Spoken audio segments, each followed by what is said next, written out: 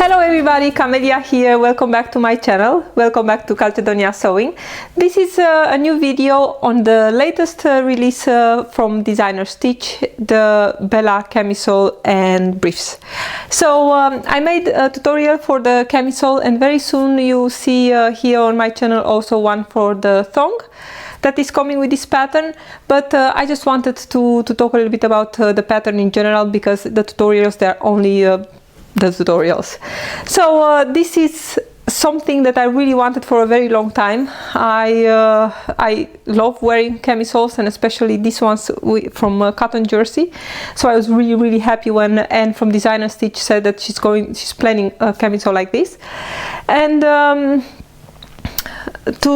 tell you a little bit about, so there are so the camisole itself is coming with 3 lengths options. Is made, the whole set, the camisole and the bottoms are made for basic for cotton jersey, but if you are going to take a look at the testers versions, you see that there are also some that made them in velvets. I will show you a few options in stretch velvet and or burnout velvet, and really nice options too. But mainly you can use any kind of cotton jersey, so 95% cotton and 5% elastane. So to talk a little bit about the options you have in this for the camisole, so it's the full length camisole. There is also a line where you can cut it at the waist, and also where you can cut it under the bust to have it as a bralette. And here in the drawing you can see that the hems are made with just stitched, but of course you can always add with the shorter versions, you can add some lace at the bottom, and that will make it also really nice. I'm going to be honest, I made only the full length options on this pattern because, as I said, I really love this kind of cotton jersey camisoles, and I like to have them long, to have them tucked in my pants of skirts or something like that. So this is one I'm wearing now. I think this one was the second one I made. I do have a lot of them. I have here 2, 3, the one on me, and I think I have 2 or 3 in the wash. So they are really very comfortable. The sizes, they are the standard sizes from Designer Stitch, US 2 from 26, or European sizes 34 to 58. And even in this camisole pattern you have the bust cups. That is really a great option. So basically you choose your size, your body size, based on the upper bust. You measure that, and that you are going to look in the size chart from Designer Stitch. So this measurement, you are going to look it in the full bust measurement in the chart, but you use your upper bust, and then you can choose your cup size based on the difference between the upper size and the full upper bust and full bust.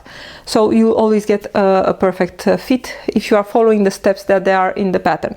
So the camisole, it has bust darts, which on my doll are somewhere under the bust, but you know, she has another position than mine.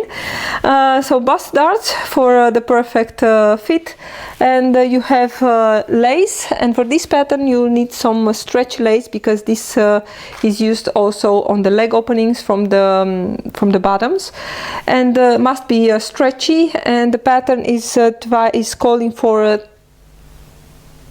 32 millimeters, 3.2 centimeters wide lace. I use the 3 centimeter lace, and I think even a little bit narrower it will also be okay.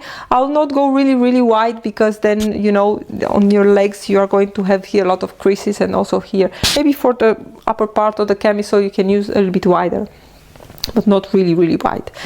So it has the lace here, and in the tutorials, in my tutorial, you see also how to miter this center here, that you get a really nice motif going from one side to the other one. And on the back you have fold over elastic that is going all the way to the shoulder and then is forming the shoulder bands. Also this is in the last tutorial in episode 3 you see how I'm making the shoulder bands and with these little bits attached here. And I have a tip for you when you make this and this is one of the last steps, that you are attaching this little strip of elastic here to put your shoulder bands on the top. I think it's a really good idea or to make like a wider tack to attach this, or to make 2 rows of stitching on the small elastic. And I think, of course, this one is a black one. I don't know if you can see this, but I have it here. I have one on the upper side and one on the underside, because then when you wear it, and this is pulling, if you make only on the underside, so it will be, maybe you can see here better, if it's only attached here a little bit, then the elastic, it will flip out when you wear it. But if you attach it up here and down in 2 parts, in 2 spots, then it will be really nice. It will stay really in place. So the folder of elastic, the lace, and that's it. It's a really fast, so you can make it in no time. You can make a few a day if you want. I used for mine, in the tutorial, you see that for the lace and for the fold over elastic, I'm using 2 methods. One, I made this one using the sewing machine with a zigzag stitch for the lace and also zigzag stitch for the fold over elastic. Only for the side seams I used my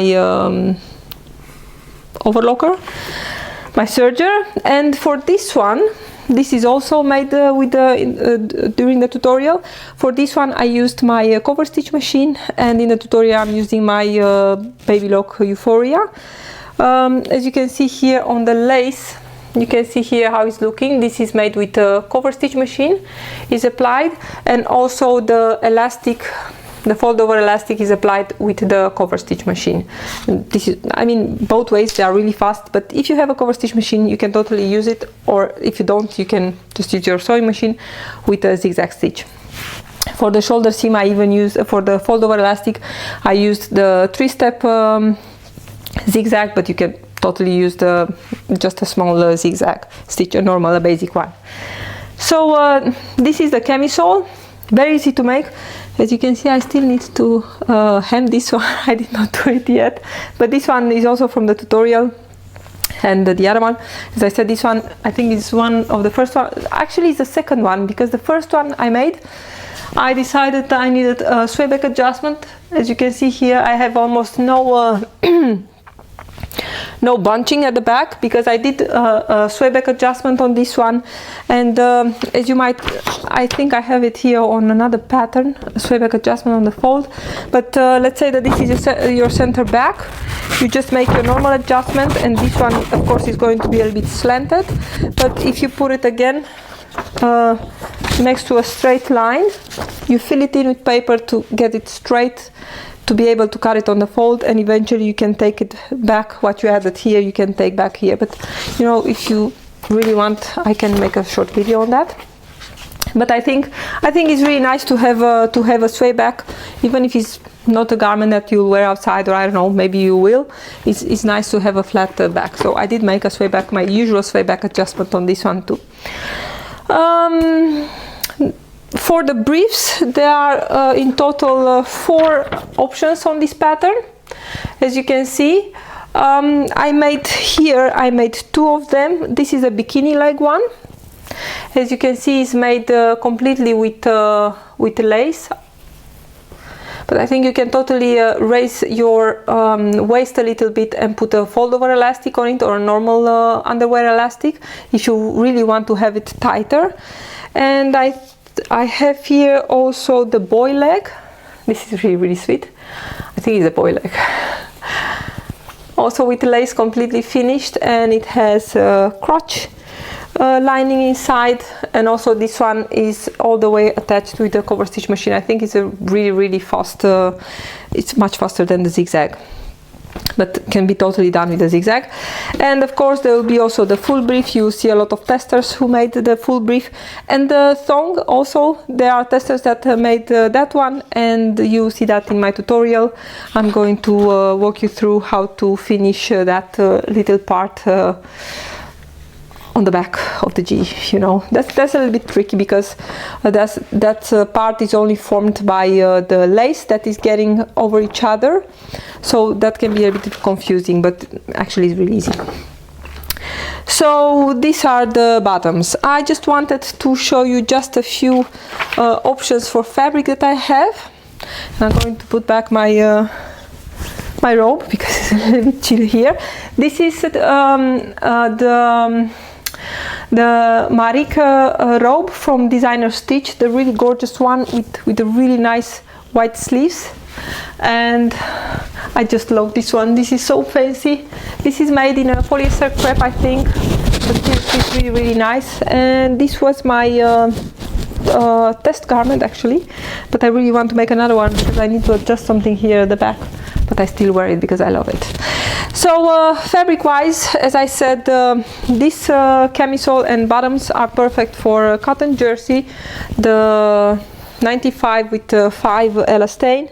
Really nice, and of course these days we have a lot of options.